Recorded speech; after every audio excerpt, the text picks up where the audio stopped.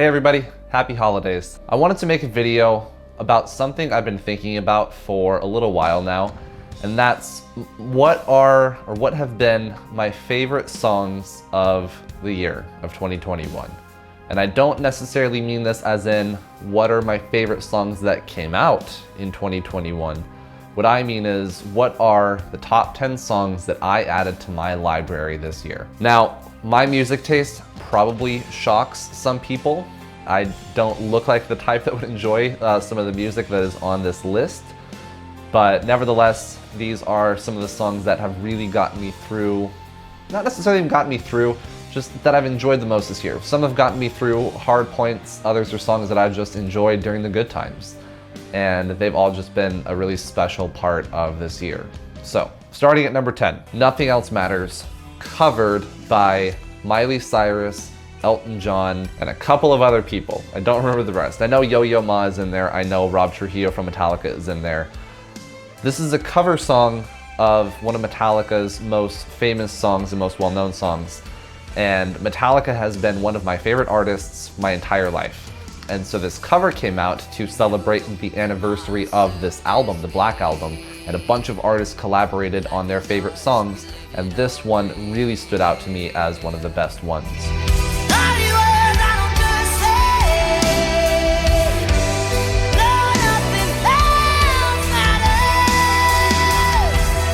I just love the power that Miley Cyrus has in her voice. The mastering on all of the instruments was fantastic. It kept building and building, and it crescendoed beautifully. It was a fantastically well done version of the song. A lot of covers that I've heard of this song just don't live up to what the original could do. This is an exception. This song, this cover definitely lives up to the original. Number 9 is Disappear by Anberlin. Anberlin is my favorite band in the world, right now at least. That changes from year to year. But right now I listen to Anberlin, and I have more Anberlin songs saved than I do any other artist. And this song, Disappear, is off of an album that for a long time I just didn't really care for. I think it was their third or their fourth album. It was just one of those songs I always kind of looked past, and maybe it was just that I didn't give the album a solid listen through. You know, I just didn't actually give it what it deserved. And as I was kind of going back through and re-listening to some of their stuff as I got into them more and more, I came back across this song, and man, it hit. It had the right flow that I was looking for. It starts kind of, I don't want to say mellow, but there's just not a lot happening, and then a couple of seconds in, the drums kick in with it, and man, it just really starts going. It's really enjoyable to listen to.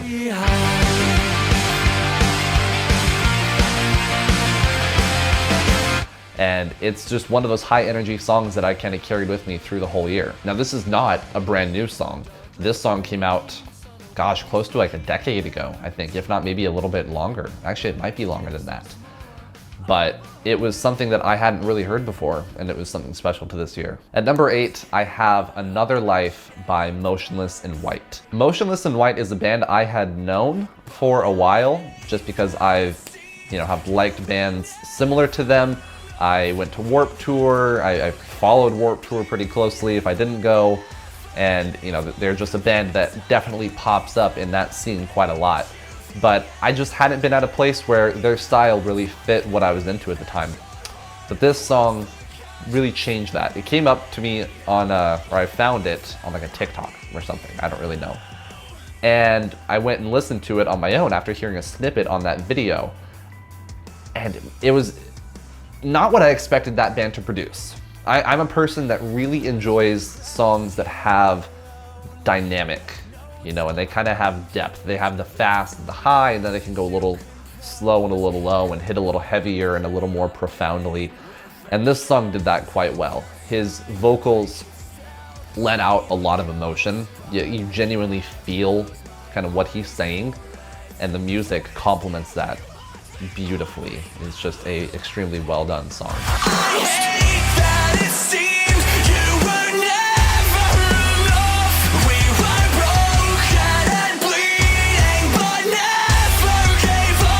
At number 6, I have The Numbers by Rise Against. Rise Against has been one of those bands I've never really thought of when I'm, thinking of my favorite bands, or if somebody asks me like, who are your favorite artists? But they've always been a band that I know I can rely on for good music. And so they put out a couple of singles for their newest record, and The Numbers, I think, was the first one. And it had more change, and to kind of go back to Motionless in White, it had more dynamic than some of their other older songs did. Now they have the very popular song Savior, which I've loved for years and years, and that one has a little bit of, slow and fast and slow and fast. But this song definitely changed it up. Lyrically, it hits very hard, and the first two verses are good. And then after that second verse, it kind of breaks down into this different style where you're taken away from the main feel of the song, tossed around a little bit, and then you're thrown right back into it. And it feels fantastic. The song feels powerful. It feels badass, honestly.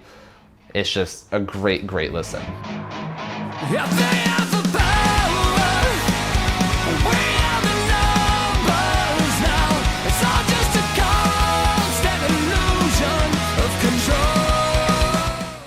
At number 6, I have Popular Monster by Falling in Reverse. Very similarly to Motionless in White, Falling in Reverse, in my mind, had always been this kind of like cringy whatever band that I didn't really care to listen to.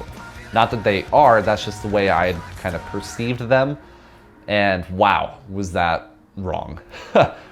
I came across this song on some YouTube rabbit hole whatever one night, and it just kind of randomly came up, possibly on a reaction channel for metal music that I listen to, or that I watch, can't speak. Here lately, in the last couple of months, my taste has been a lot heavier. I'm very much into very fast-paced, screaming, heavy stuff. That's been kind of my bread and butter for a little while, with a little bit of other stuff mixed in, but that's been the crux of it, really.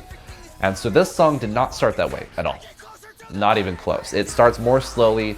It actually has rap at the beginning of it, but you get about halfway through, and out of nowhere, they just start going for it. It goes super fast and heavy, and when I first listened to it, it was like 11:30 or something at night, and I'm just sitting at my desk with my AirPods in, and I heard that alone in my apartment, and I out loud went, holy crap.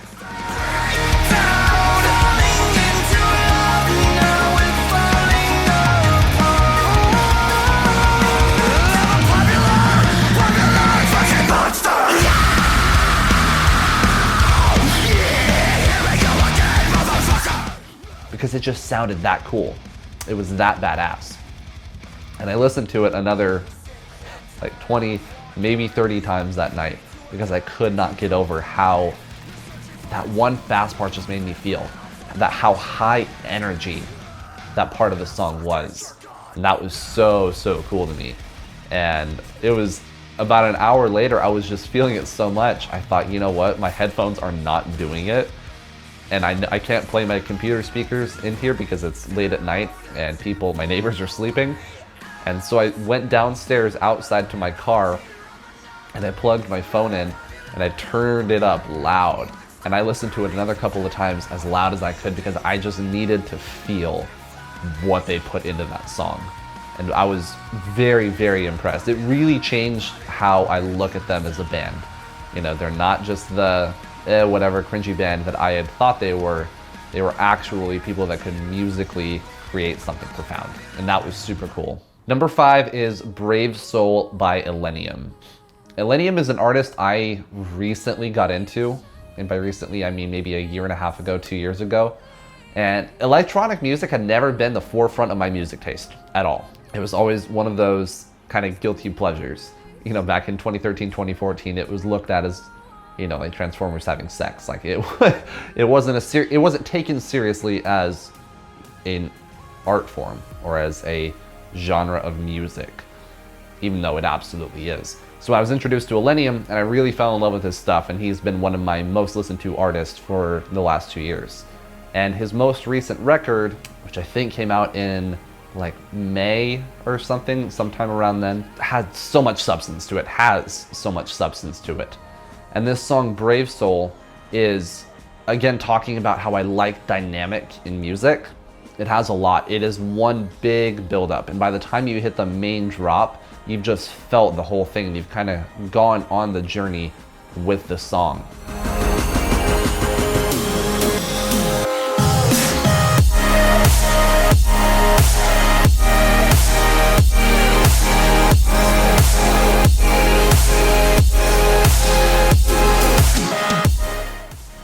And that feels so great. And it's toward the end of the record, if not like it might be the last song on the record, I forget. And it's a fantastic way to either lead you into the ending or end that album. You know, it's not one of the more catchy, or maybe catchy isn't the right word, but more upbeat songs that the album also has. It's definitely one of the ones to tie a bow on that piece of work. And man, it does a fantastic job.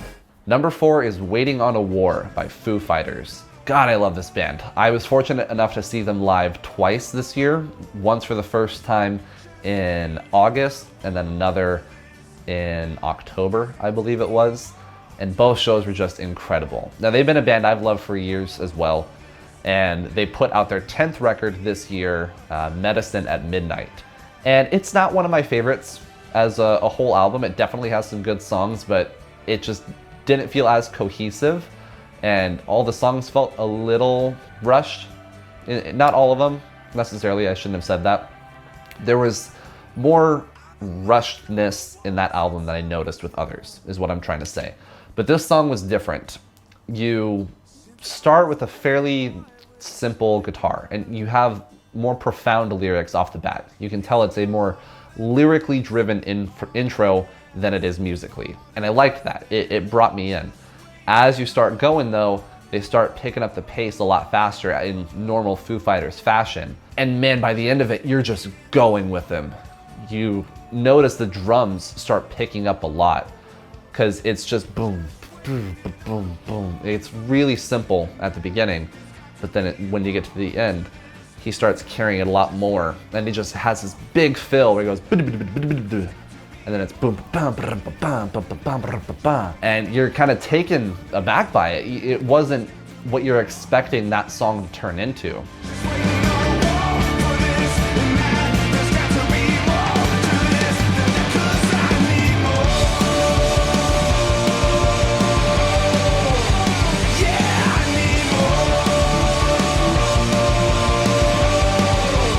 But it's a fantastic experience to go through. It totally removes you from whatever else you're listening to or thinking about, and it really pulls you into the song itself and makes you experience that last little bit. And that's really special. For a song to be able to accomplish that, that's really cool in my opinion. All right, top 3. Number 3 is, and I'm totally gonna butcher this pronunciation, Helvetesfonster, or something like that, by Ghost. This is off of their album Prequel, something like that, which came out in 2018. And I only liked 1 or 2 songs off of that record. I did not like the whole thing at the time. It has since become one of my favorite albums I have ever heard. Talking about how an album can have a bow put at the end of it, this one is one of the best rise and fall albums I've ever heard, where it starts great, it ends great, and it bookends itself. And this song is the second to last one. And it carries you into that last song beautifully. So half of it, it's entirely instrumental. The first half is a little more upbeat and interesting and energetic. And then you get halfway through and everything dies and you have this ominous background humming, for lack of a better word, where it's just the sound of wind, really. And then you have this guitar come in. There might be 2 guitars that are layered. And they play the most beautiful riff. It's just, well, it's 2 riffs, and they just play them back to back to back to back to back to back.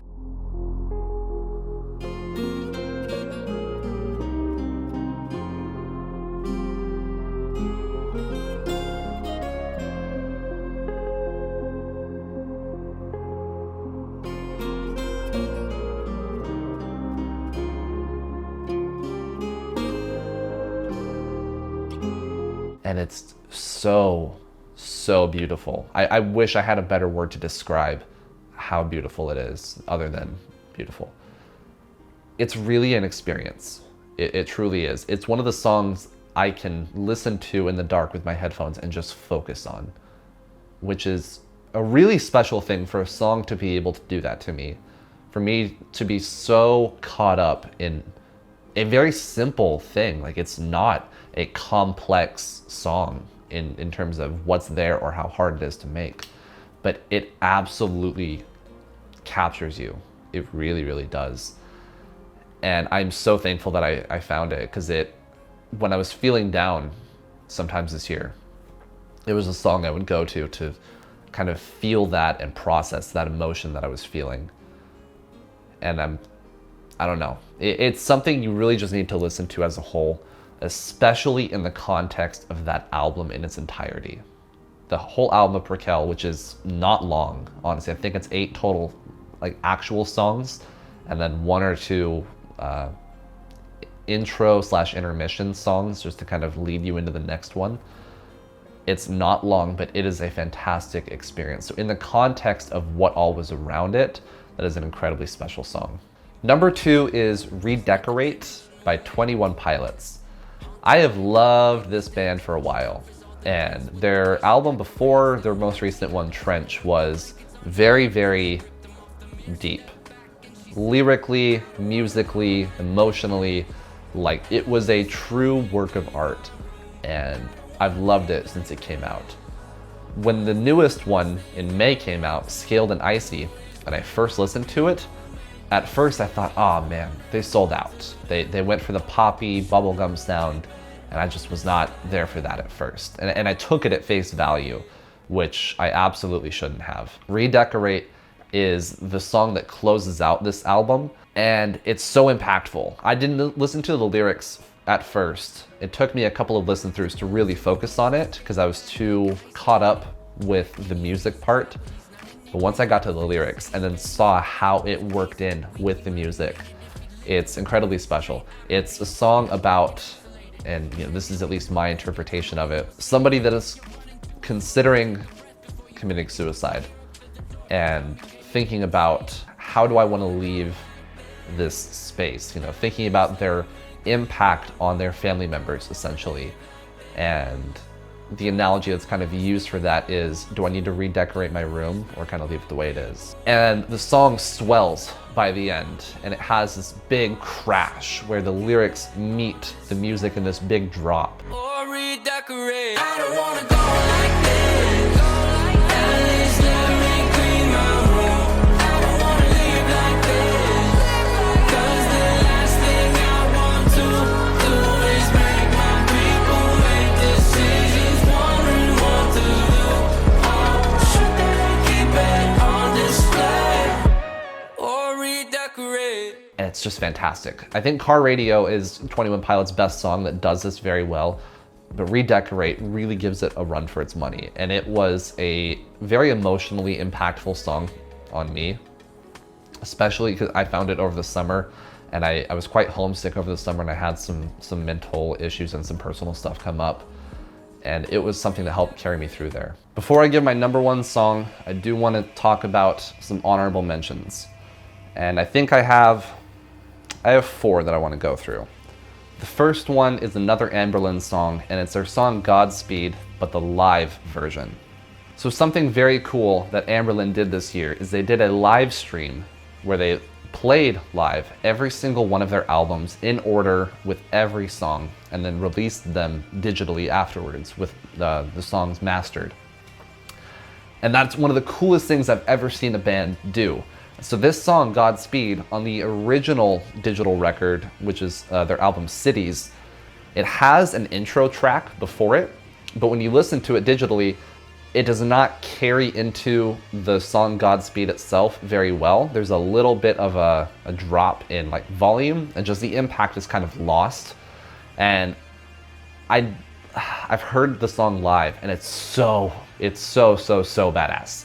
It really is, how that intro track swells and the song matches it immediately with a ton of energy. And so this digital version did it perfectly, where it's listenable at home, but it carries that energy from a live show. And it was just an awesome song to have.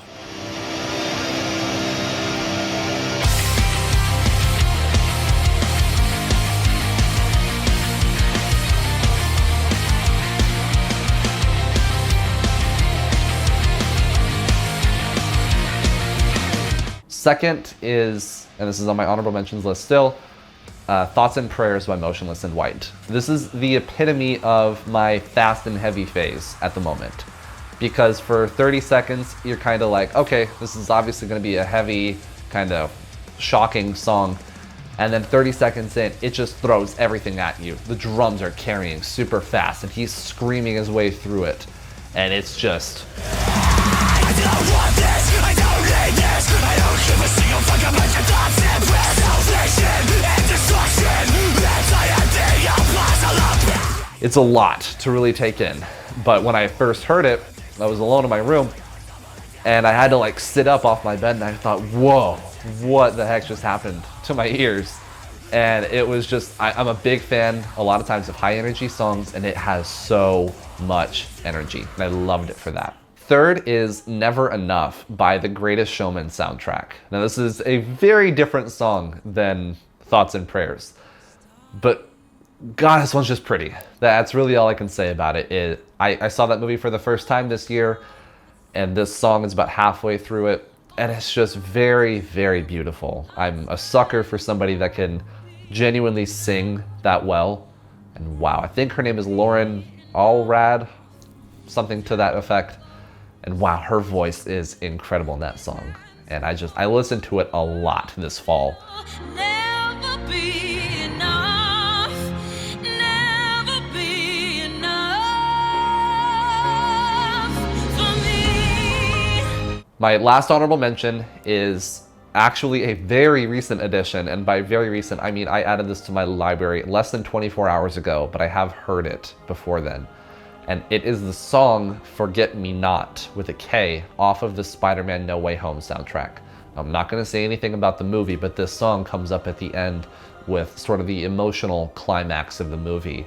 And I've seen the movie twice now, during my watch-throughs, of course, what I was watching itself and the plot was a lot to kind of take in, but I could not help but focus on the music, which usually on a movie's first watch-through is not what I'm focused on. But this song took me by such surprise with how exquisite it was and how well it fit the movie that I really took notice. And so last night I found it on just the actual soundtrack itself, and I've listened to it a dozen or so times today. Such a fantastic piece of music. It's entirely instrumental, of course, but it's an experience. I know I've used that phrase a couple of times now, but it really, really is.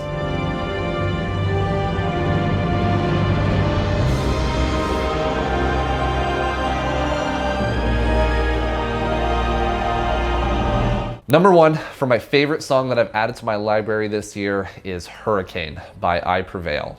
I have a criteria where I think a song is really good based on its ability to remove me from whatever I am doing or thinking about.